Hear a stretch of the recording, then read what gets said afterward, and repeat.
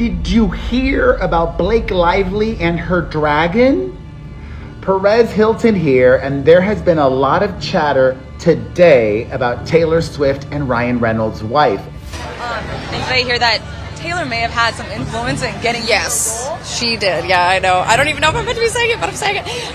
Yeah, she was a helpful part of the process of the audition, which I found out later after I got it, and that rocked my world. I have no words. Like, there's a lot of evidence here that Blake Lively and Taylor Swift were very, very close at the time that all this went down with Justin Baldoni. Beyond the text message, like, a lot of things they were doing was very Taylor Swifty, dropping the Easter eggs. So, it seems like Taylor Swift's efforts to avoid drama failed her big time. She's making headlines with her best pals Blake Lively and Ryan Reynolds for all the wrong reasons, and word on the street is, it's about to get even uglier. See, Taylor ended up in the middle of the legal mess when Justin Baldoni revealed that Blake used her to intimidate him. And well, Taylor saw the PR crisis heading her way when that piece of information came to light. So she did the smart thing and tried to distance herself from Blake while denying her role in the entire thing. But Justin's not letting her take the easy way out. He's exposing everything, including a freak-off tape involving Taylor Swift, Blake Lively, and Ryan Reynolds. Just what did Justin say? Did Taylor really mastermind this whole situation? And is she backing away from Blake to save her own reputation? More importantly, is the freak-off tape real? Let's find out.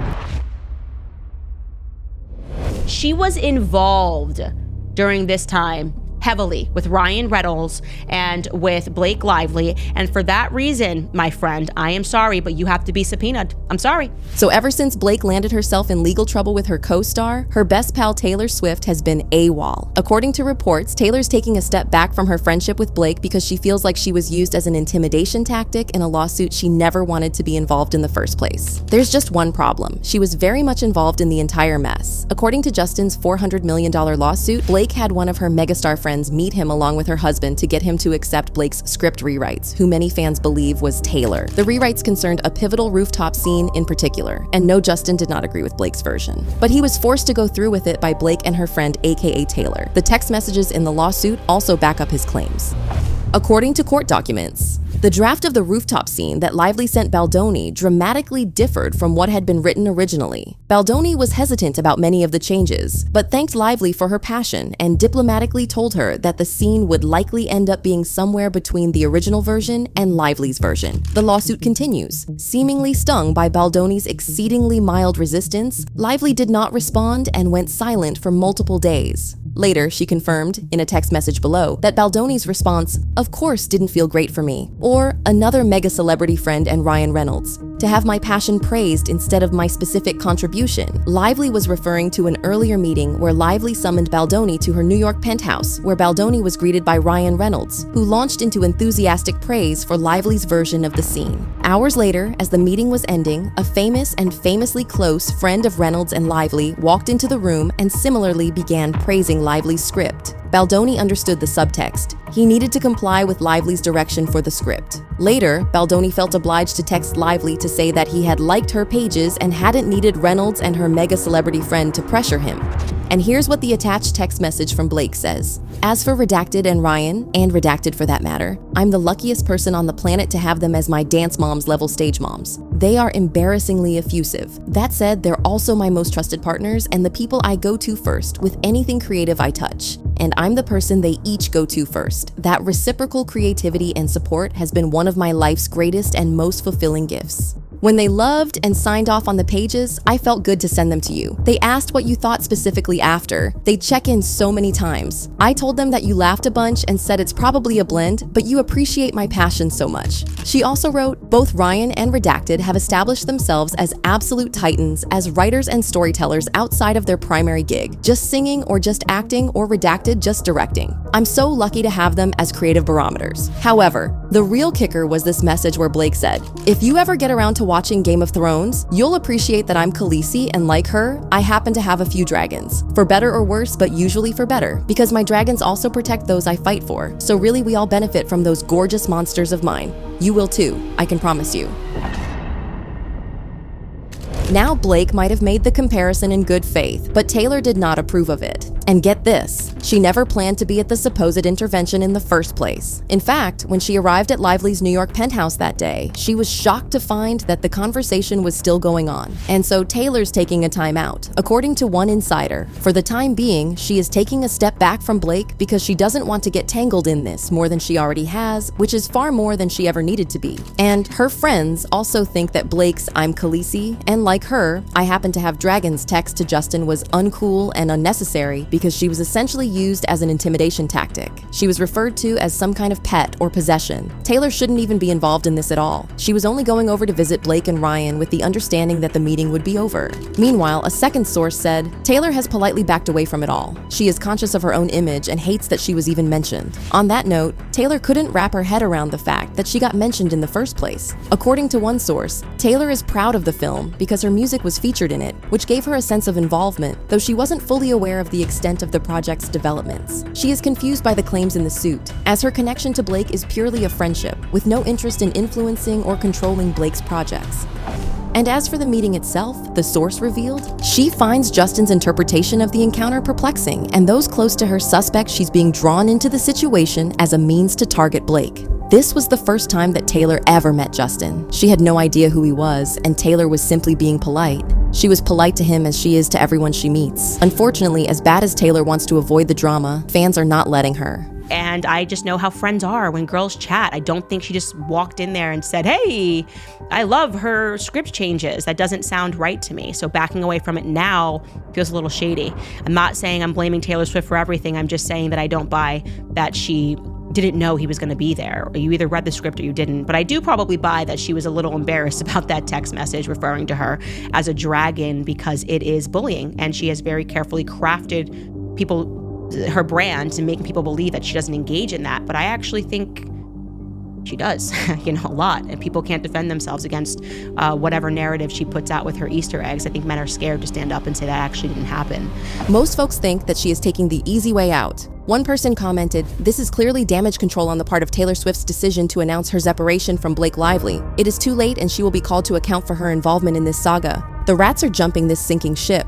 Meanwhile, another commented, "The new Candace episode is crazy. Taylor apparently had the original composer fired because she didn't like him. Seems like she was a lot more involved in the takeover than just being a friend. I feel so bad for this guy that so many people colluded to steal his movie. And it looks like Colleen and Blake were trying to steal the sequel as well." A reporter asked about it and Blake said she would if Colleen could get her rights. Colleen didn't act surprised, so they were trying to steal Justin's rights to the next film since at least August. For context, Candace Owens ended up covering the situation involving Blake and Taylor on her show, and she had some interesting things to share.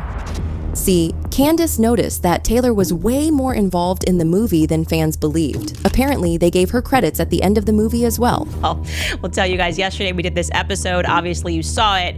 I just was starting to put together this timeline like the psycho that I am and recognize that Taylor Swift was just in the mix a lot. She's listed on special thanks to Taylor Swift on the credits of It Ends With Us. We had a lot of question marks about why that was. And again, just her particular flavor and style of I'm the victim and like these horrible men did something to me. And I personally did not feel that Blake Lively and Ryan Reynolds had the star power to get the New York Times to risk their professional reputation to help take down Justin Baldoni. That's like global star power. That's something Kris Jenner can get done, Taylor Swift can get done, Beyonce can get done. Not Ryan Reynolds, not a Blake Lively for sure. Anyway, so today woke up, Daily Mail, huge article. And I want to tell you something first and foremost before we even discuss this article. Do not let people mistake you into thinking this is just a gossip column, okay? I've hung around some of these A-listers. I used to be friends with Kanye West. I know how this works. And let me tell you something that is well known in Hollywood is that Taylor Swift has plugs, especially at the Daily Mail, when she wants to get a narrative out. And that's not all. Candace also broke down how Taylor really was the one behind the New York article that bashed Justin. I am going to show you that footage, and I'm going to see whether or not you recognize the young man that is saying goodnight to Taylor Swift on November 8th, 2024. Now we're fast forwarding into the timeline. He's saying a sweet goodnight to Taylor Swift just a month before the now infamous Blake Lively filing. Take a look and a listen. Wait, excuse us. tight. Taylor, sleep tight. You will recall that I kept saying that someone like Blake Lively, this was my gut instinct, she could not have had the star power to get the New York Times to put their entire professional reputation on the line to smear someone like Justin Baldoni. They are just not in that camp of celebrities. They are not that high up of the celebrity food chain, okay? Blake Lively can get an article dropped in TMZ. Blake Lively can get an article dropped in The Guardian. Blake Lively cannot get Pulitzer Prize winning New York Times journalists to smear someone like Justin Baldoni. That was why I was drawn to Taylor Swift as a character. The person that you just saw saying good night to or sleep tight to Taylor Swift is none other than Ronan Farrow. And yes, someone just dropped it in the chat. People are recognizing that as Ronan Farrow. Now, why is that extremely significant, okay? Because he is the Pulitzer Prize winning Me Too journalist who is credited with having taken down Harvey Weinstein. He is, Ronan Farrow, without question, the father of the Me Too movement, the father of false allegations against men, also credited with taking down Matt Lauer. Matt Lauer, by the way, was innocent. I know that sounds crazy to you guys. I'm not even on the left. I'm telling you, it was insane. Men were losing everything overnight, and it was all because the New York Times wrote these explosive pieces, okay? The sighting of her with Ronan Farrow came as a surprise to her fans. That's why it generated so many headlines and people in fan forums discussing, when did the two of these people become friends? Okay, here's an example, the Daily Mail. Taylor Swift's surprising new friendship with liberal journalist Ronan Farrow revealed. And I'll read you some from that article. It says, Taylor Swift's unlikely friendship with Ronan Farrow is getting the spotlight after they were seen partying it up with famous pals in New York City this weekend. But again, Ronan Farrow, what does he have to do with Blake Lively? What does he have to do with Justin Baldoni? Okay, well, he is arguably the most powerful journalist at the New York Times. You could say this, he's a Nepo baby, he's got deep connections to Hollywood. But the question here that you should be asking yourselves is, if Ronan Farrow was the father of the Me Too movement, who was the mother? Because he wasn't the only one credited with the launch of the movement. He wasn't the only journalist, Nepo baby, who won a Pulitzer Prize for launching it. Take a look at who did. Here they are. The reporters who exposed Harvey Weinstein. In their new book, She Said, the Pulitzer Prize winning reporters Jodi Kantor and Megan Twohey take readers inside the investigation that launched a movement. Jodi Kantor and Megan Twohey were the mothers of the Me Too movement, okay? And that woman on the right, Megan Twohey, is indeed the woman who wrote the takedown piece regarding Justin Baldoni, okay? These three people, Ronan Farrow, Jodi Kantor, and Megan Twohey, were the people behind the entire movement that I have been spending so much of my time fighting. Candace also revealed how Taylor got one of the composers working on the movie fired. Yes, her track My Tears Ricochet is featured in the movie, but this was a lot of pull for an artist working behind the scenes. So apparently, toward the end of filming for It Ends With Us, and also simultaneously the end of the filming for Deadpool, because remember, these films were filming at the exact same time, suddenly the It Ends With Us crew decided that they needed a new composer. It's very strange. The movie has a composer, and you would not be hiring that person or trying to change that person or fire that person late in the day. You don't just suddenly switch out the composer a year after you begin filming. That sounds very stressful. And what was even more interesting is that not only did they remove the It Ends With Us composer, but they decided to use Deadpool's composer, okay? So here's the clip that I didn't show you before because I wasn't sure about this piece. And here is Deadpool's composer, Rob Simonson, discussing that sudden change in the phone call that he got. Take a listen. Again, this is Deadpool's composer, Rob Simonson, appearing on the Score podcast. So there was like a week of recording left on Deadpool, and I suddenly get a text from Blake, and she sent a little video saying, I'm doing this thing, need a score. Can you deliver it in a week? And I said, I don't think a week, but maybe 3 if we have 3. So that materialized, and yeah, so it was sequential. Was able to kind of finish up Deadpool, but I was going from the dub of Deadpool and going back to the studio at night working on Blake's film. So in a it was week, a little nutty. Well, it ended up being about a month. I have to wonder, I mean, no interest in dishing, but was there a composer before that or did they just one day wake up and say, oh, you know what we need? A score. Call that guy who's doing my husband's movie. Maybe he has time. I mean, how do you end up getting a call with, we're in that kind of a pinch, unless I kind of guessed correctly? Yeah, I think probably it was a scenario of a last second replacement. A last second replacement of a composer in which someone got kicked out of It Ends With Us and they pulled over this guy from Deadpool last minute. And if you're wondering how Candace concluded that Taylor was the one behind the move, well, she brought up a Reddit post from an anonymous source. Apparently, this person spilled the tea way before everything unfolded, and according to them, Taylor got the composer fired because he had been mean to her in the past. So Blake uses a T Swift song in the movie that the studio loves having in there. Again, that fact check's true. We all know that they used a Taylor Swift song, and they did a lot of press about that. Taylor Swift finds out that the original composer for the movie is someone that she worked with in the past that was mean to her.